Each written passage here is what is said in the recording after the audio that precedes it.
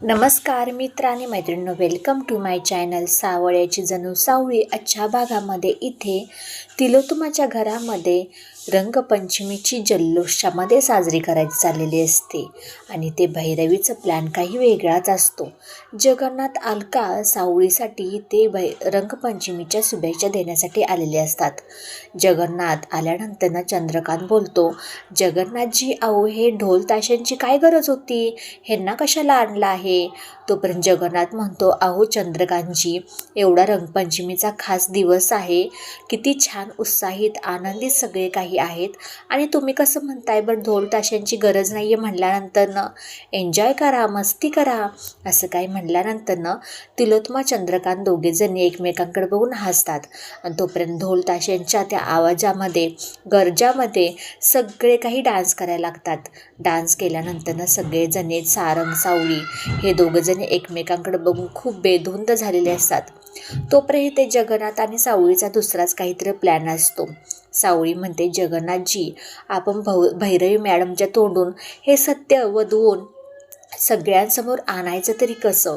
तोपर्यंत जगन्नाथ म्हणतो, अगं सावळी, त्याची काही काळजी करू नको, हा भाग ना आपण भैरवीच्या दुधाच्या ग्लासमध्ये मिक्सळूया, त्याच्यामुळे तर तिच्या सगळं काही पोटात गेलं ना, भांगची नशा, त्या नशेमध्ये ही भैरवी एकदम पोपटासारखी बोलायला लागल आणि करायचं तरी करायचं कुणावर? त्याच्यावरून तारावरती ही जिम्मेदारी घेऊया, कारण तारावरती ते डोळे झाकून ही भैरवी विश्वास ठेवू शकते, असं म्हणल्यानंतर तोपर्यंत ही आणि अनामिका एका साईडला उभी असते आणि अमृताला तिलोत्तमा घेऊन येते घरातून. अमृता, तू इकडे तिकडे अजिबात काही मस्ती करायची नाही बरं का, आणि या अवस्थेमध्ये तुला एका साईडला शांतपणे बस, असं काही म्हणल्यानंतर अमृता ते अनामिकाला बोलवल्यानंतर अनामिका म्हणते, काय झालं मॅडम, कशाला बोलवलं मला? अगं तू एका साईडला का उभी आहेस? तुला रंगपंचमी वगैरे खेळू वाटत नाही का? तूही आमच्या घरातला एक मेंबर आहे, एन्जॉय करू शकतेस, असं काही म्हणल्यानंतर अनामिका शांत बसते, एकही न शब्द बोलता. तोपर्यंत ती ग्लास दुधाचा घेते, त्याच्यामध्ये ती पावडर मिक्स करणार. तोपर्यंत भैरवी येते. काय गं, कोणता विचार करत आहेस तू? तुला सांगितलं आहे ना, सावळीचा दुधाचा ग्लास तयार कर आणि त्याच्यामध्ये तुला ती पावडर भांगची मिसळायची आहे. पावडर मिक्स करणार. तोपर्यंत ते पावडर वगैरे मिक्स दोघीजणी करतात, भैरवी आणि अनामिका. पण अनामिकाचे हात खूप कापत असतात, तिला खूप भीती वाटत असते.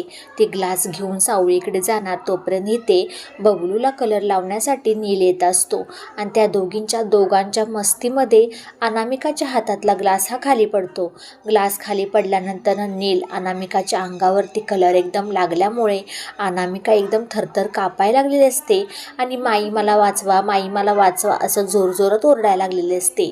भैरवी तिथे येते, नीलला ओरडायला लागते की, अरे नील, तुला काही कळतं का नाही रे, आणि असं काय कोण कलर खेळतं का? तोपर्यंत नील म्हणतो, अहो मी काही केलंच नाही आहे ना, मी तर बबलूला कलर लावत होतो ही मध्येच आली, असं काही म्हणतात क्षणी भैरवी म्हणते, अरे हिला ना कलरपासून खूप भीती वाटते आणि ती सहसा करून कलर बघितलं की बिथरते, घाबरते, असं काही म्हणतात क्षणी भैरवी अनामिकाला आतमध्ये घेऊन जाते. हे सगळेजण पाहता क्षणी खूप आश्चर्यचकित होतात. तोपर्यंत सावळी नीलपाशी येते. नील दादा, आपण ना अनामिकाला आतमध्ये जाऊन थोडीशी समजूत घालूया. आणि ते दोघेजणी आतमध्ये गेल्यानंतर भैरवी म्हणते, काय गं, त्या नीलला तर अजिबात काही कळतच नाही हो, त्यांची काही चूक नाही आहे, माझीच चूक होती, माझ्याकडूनच सगळं काही झालं आहे. नील येतो समजूत काढण्यासाठी. भैरवी म्हणते, अरे तिला खूप कलरची भीती वाटते ना, त्याच्यामुळे हे सगळं काही झालं आहे. तोपर्यंत ते जगन्नाथ तारापाशी आल्यानंतर म्हणतो, अगं हा राग धरण्याचा वेळ नाही आहे, तुला जर वाटत असलं ना तर उद्या तुझी आई या घरातून गेली पाहिजे, तर तू आम्ही जे सांगतोय ना तसं कर. तसं म्हणल्यानंतर तारा म्हणते, हो बरोबर आहे, हा कलरचा तर रंगपंचमी आज आहे, पण माझ्या आयुष्याचा बेरंग केला आहे मॉमनी, माझ्या आयुष्याचा बेरंग, असं काही म्हणता क्षणी जगन्नाथ म्हणतो, हो ठीक आहे, सगळं काही बरोबर आहे तुझं, पण तुझ्या मनासारखं जर व्हायचं असलं तर तुला तसंच करावं लागणार नाही. जोपर्यंत तुझी आई घरातून जात नाही आहे तोपर्यंत कोणीही शांतीनं सुख समाधानी राहू शकत नाही. तारा म्हणते, हो बरोबर आहे तुमचं मॉम, काही जरी झालं तर उद्या ह्या घरातून गेलीच पाहिजे. भांगचा तो ग्लास सावळी ताराच्या हातामध्ये देते म्हणते, बेस्ट ऑफ लक, तू हे काम करू शकतेस तारा.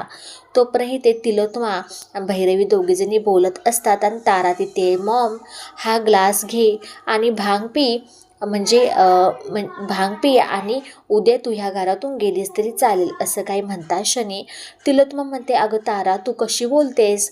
भैरवी म्हणते, बोलू देल ना गं, एवढ्या दिवसापासून माझ्या लेकीने मला हाक मारली आहे आणि तिने आज जरी ह्या ग्लासामध्ये विष जरी मिसळलं असलं तर मी ते आनंदाने पीन असं काही म्हणता क्षणी भैरवी तू एका श्वासामध्ये ग्लासातलं दूध पिऊन टाकते आणि दूध पिल्यानंतर जगन्नाथ त्या ढोलताशांना म्हणतो की अरे वाजवा रे वाजवा, का बघत बसलाय?